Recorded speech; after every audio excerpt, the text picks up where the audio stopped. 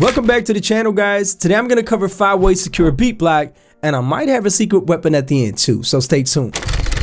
Don't you just hate it when you run low on inspiration? Every idea you put down just sounds trash. It's a common phenomenon. Well, thankfully, there's some tips and tricks you can use to get past that. Let's get straight to it. So the first way is probably going to be the easiest and most obvious one, and that's using samples or loops. I mean, you can never go wrong with using samples. And don't feel bad or beat yourself up because you feel like it's cheating or the easy way out. Sampling has been around forever. I mean, it's one of the fundamental parts of hip hop, for example, and is used in almost any other genre as well. So there's no shame in it at all. In the end, it's about making good music. And you can still be creative when sampling too. You can use different effects, change the pitch, chop the samples up, make your own patterns. I mean, there's plenty of things that you can try out to make it sound more unique if that's what you want. So if you find a dope sample that inspires you, use that as a starting point. All right, which leads us to cure number 2, which is using MIDI. Similar to the first point, the difference here is you can pick your own sounds, and obviously you have more control because we can mess around with the melody the way we want. If we want, we can change up the chords, you can add your own top melodies, whatever. I tend to use this technique a lot because it's kind of a mix of both worlds. You have your own sounds, but you're kind of sampling the melody. So MIDI, definitely a great way to get past any creative block in my opinion.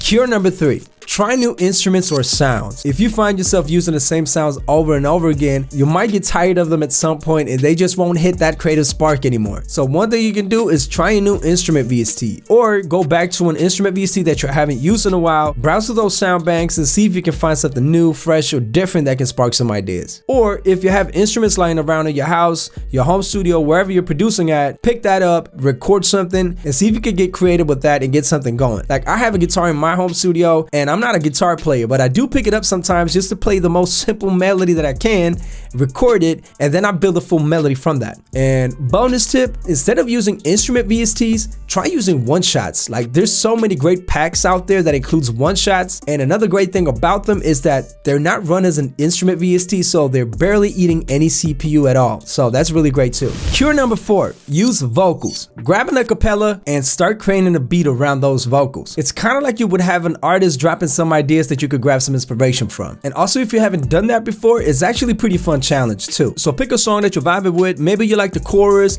maybe the verses are dope. Pick that part that you like, loop it, and see if you can come up with a melody that would fit those vocals. And just keep building around that. All right, and last but not least, switch the order of your workflow. Most of the times I start with the melody first and then the drums. So depending on the order that you normally work in, try to do the opposite. A little bonus tip is actually to start with the bass line. Like, some beats actually have the bass as a main and driving element. To show you an example, here's a beat that I made starting with the bass. So as you could tell, there's not many advanced chord progressions going on. There's basically just a bass line, some vocals, drums, and some other random complementing sounds. Because sometimes you don't even need all that. And also, this approach could actually lead to your songs or your beats sounding a little bit different than what they normally do because you're switching things up. So switching up your workflow can definitely be a good thing to spark some ideas. I almost forgot I mentioned a secret weapon in the beginning of the video, and that last tip is to copy from other songs. I'm not talking about sampling here. I mean copying as in you listen to a track that you're vibing with. Maybe you like the drums, so you program a similar drum pattern. Or you like the chord progressions, so you copy the chords. And maybe switch things up a little bit. So in other words, just take some help from other songs that you like and then create off of that.